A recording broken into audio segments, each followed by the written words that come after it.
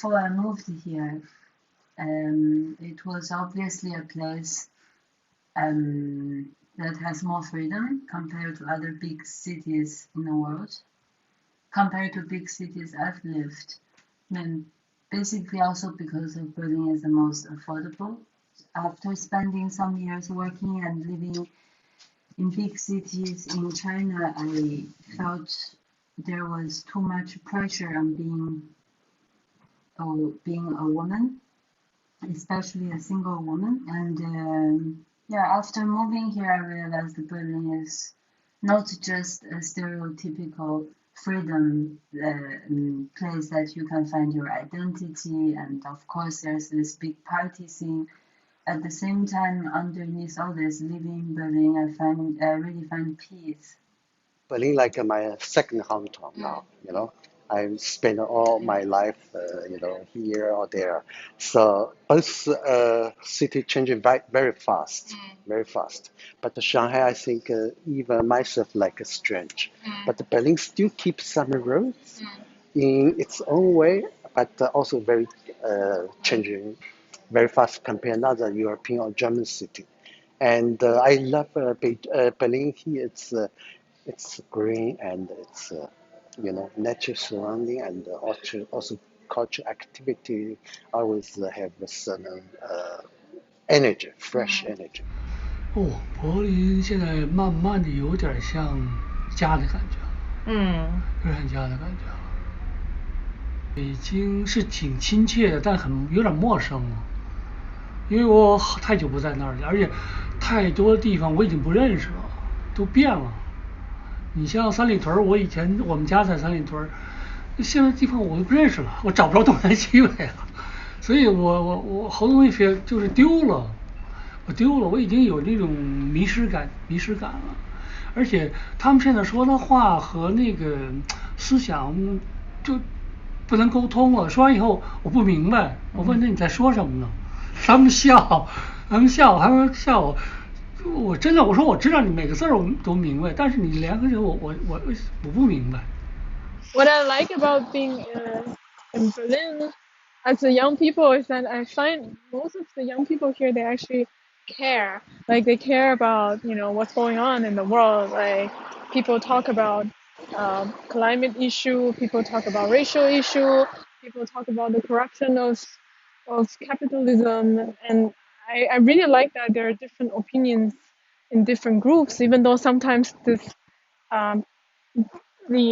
also very intensive aggression between the different groups. But at least there is the tolerance of different voices, different opinions. Couldn't stop asking myself what's wrong about the world that we're living in. I thought about I came from a place where there are a lot of problems already, but now I arrive in a place where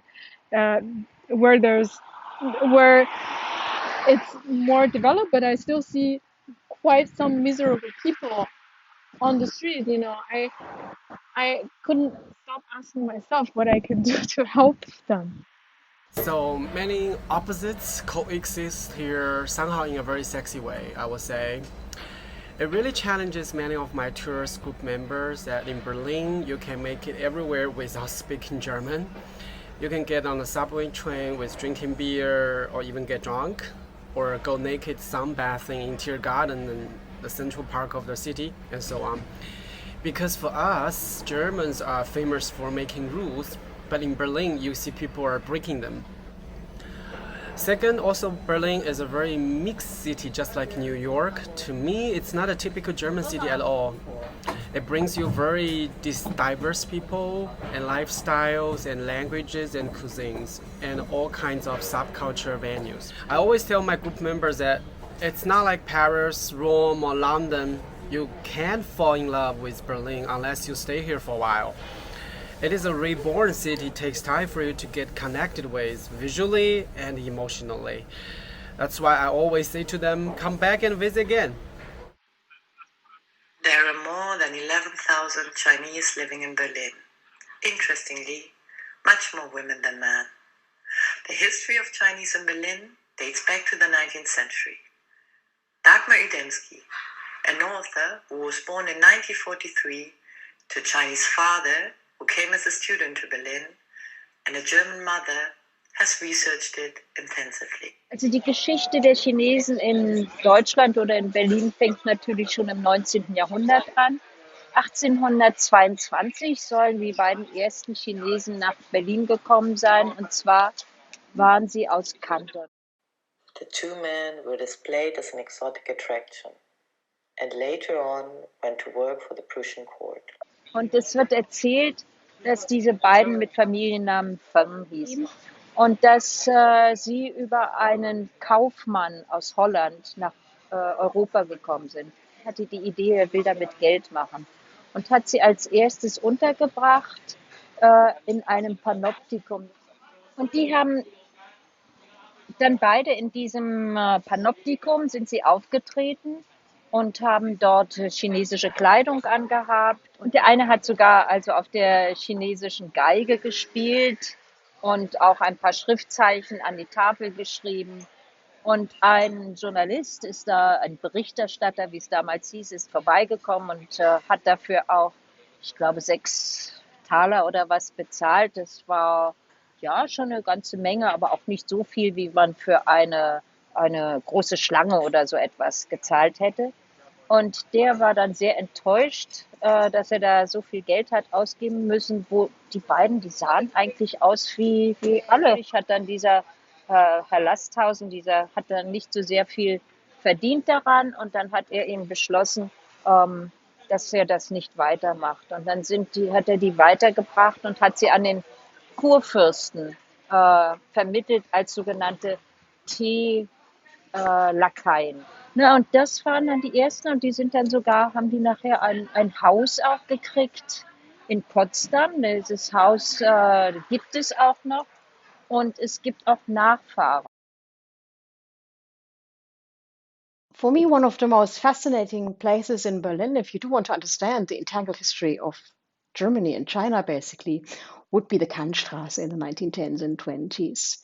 This was the place where a lot of the young Chinese students lived.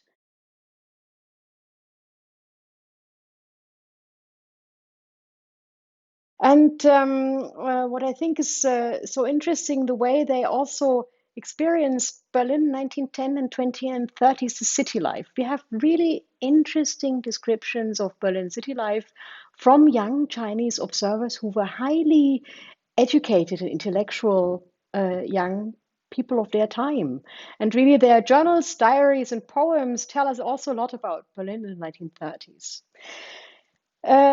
That we actually do have Chinese students in Berlin is due to a politics of the Chinese government, who in the 19th century had been defeated by European powers and realized the only way to catch up with the Western powers would be by learning their military technology. A really important political guest arrived in 1901 in Berlin.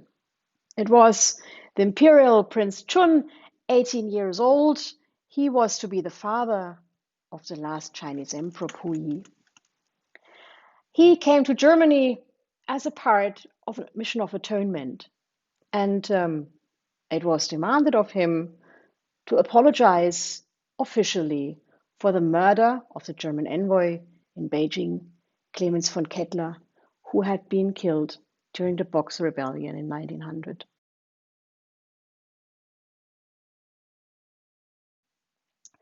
Wherever he walked and stood, he caused real crowds of Berlin onlookers, and people in turn of the century Berlin, and people were looking at him, were admiring him, little Prince Charming, as they called him. And for a few days, there was a bright Chinese enthusiasm, and this was the Berlin daily newspapers reported to a very interested and friendly, curiously open public in September in 1901. In Kantstraße and also in other parts of Berlin, it was not only the wealthy Shanghai bourgeois sons close to the Kuomintang who lived there at Kantstraße, but also young communist activists like later Chinese Prime Minister Zhou Enlai. What actually held the bourgeois faction as well as the communist students together was that they did not see Berlin as their final destination. Rather, they were cosmopolitans who understood Europe to be as a certain cultural area. Chinese communists and nationalists even engaged in a street fight in Kantstraße 118 in 1925. These were dramatic times. The communist leaders in Berlin would later join their comrades to fight the civil war in China and proclaim the People's Republic in 1949. The Kuomintang fled to Taiwan. Meanwhile, Hitler rose to power in Germany, installed the dictatorship of the Third Reich, and pushed Germany into World War II. The new European order after 1945, the Cold War, the Cultural Revolution, the spectacular rise of China after 1978, the fall of the Berlin Wall. All these were events that shaped Chinese migration and lives in Berlin dramatically. Kantstraße has changed too. Nowadays, due to rising rents, more and more Chinese shopkeepers have to leave. Kantstraße is becoming a foodie's heaven. Chinese life is dispersed through all parts of Berlin.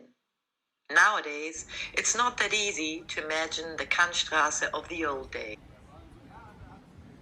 Diese Kantstraße hat sich damals wirklich zu einem, wir würden vielleicht sagen, Hotspot von Chinesen entwickelt, weil viele Chinesen, die kamen ja auch aus Shanghai oder aus Kanton. Und diese Chinesen, also diese Studenten, die kamen meist mit dem Schiff. Im Gegensatz zu denen, die ja aus ärmeren Gebieten kamen, die sind dann mit der transsibirischen Eisenbahn angereist und sind dann bis zum Schlesischen Bahnhof, also das heutige, wo Friedrichshain, Kreuzberg ist. Beginning of the 20th century, there was also another community of Chinese in Berlin, and they actually lived in the east of Berlin, in Friedrichshain, which is today's Friedrichshain. They had nothing to do with the rich and elegant and bourgeois people living in Charlottenburg. Rather, they were poor migrants also from the south of China. They would have little shops where you could buy cheap things. They would also live in very poor and destitute, desolate conditions. It's the area around Andreasstraße and Lange Straße, not far from clubs like Kater Blau and Berghain, where around 200 Chinese used to live in the 20s and 30s of the last century. My son was just born 2 months ago, and me and my husband, we named him Gustav Han. Yeah, it's funny that a lot of people would say Gustav is a very old name. Like, why would they have a very how do you say that, old name for our son? So I want to tell the story. One afternoon, me and my husband, we took a walk on the riverside in the city, and we passed by a very, very beautiful funeral yard. And it's, I mean, I when I arrived in Berlin, I really found that the funeral yards here are so beautiful, full of love. You know, like all this, how do you say, the graves, they were well decorated, and you could see, like, you could imagine a story behind each gravestone. So we took a sit there, and we were thinking about our future. And I turned around, I saw a really well decorated stone, and the person's name was Gustav. And I was like, this person must be so loved by the family. And I was thinking, if life is a circle, why couldn't I give the name Gustav to my son? Because I also want him to be loved by the family forever. Yeah, so that's the story. And regarding the Chinese name, his Chinese name is Han Boxun. Bo, of course, is for Berlin. And Xun means the founding generation. So the meaning behind the name would be the founding generation of my family in Berlin. Yeah. Yeah, and I think, well, I mean, being born is not something that we could choose or plan, but I hope that he's the person who can, you know, choose wherever he wants to be, and but his journey started from Berlin.